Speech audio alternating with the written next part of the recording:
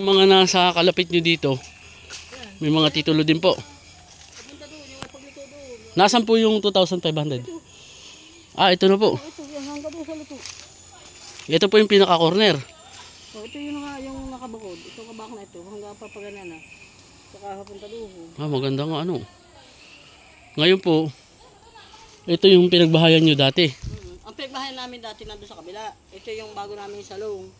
Yung kabila nandun sa rula. Yung nandun pa nakabahon pa yun. Maganda nga. May mga kalamansi po oh. Kalamansi, mangga, langka, rambutan, santol, tsaka po ano yun, kakao. Meron po. Ngayon, ito, may ilang piraso po ng niyog. Yan ang hindi ko masabi kung ilan na yan.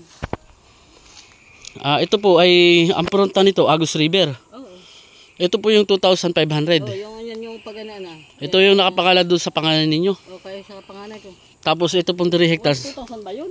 2,500 po eh. Ha? 2,500. Something, ganun.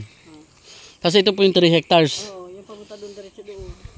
Tapos may tabas doon, matatanong mo yung may kawayan doon, tapos yung diretso doon. Ito po yung in-update nyo yung buwis. Oo. Ito isa, hindi pa na ibubisi ko lang. Alin po? Ito isa, ito. Hmm. Hindi ko pa tinabubuhay. Ay, yung tax declaration po kaya? Ha? Yung tax declaration. Doon nga yung sa kabila. Doon sa kabila. Dugsong din po nito. O yung kaputol nito. Kadugsong nitong 2,000. Oo. Yun na doon matanda. Yun yung anak na yung may-ari na nagsanla sa bangko. Hmm. Yun yung pinsan ng asawa ko sa una. Okay, anak ng may-ari na nagsanla sa bangko. Tapos yung pong may tax declaration nyo nakadikit sa 2,500 na kalapit din doon sa National Highway. Titingnan po natin. Ito po ay 3 hectares ano? Yung nandun. Yan po yung bahay. Oh. Ito yung nakasuwi. Tapos ito po 2,500 na. Yan yung kapangalakay na.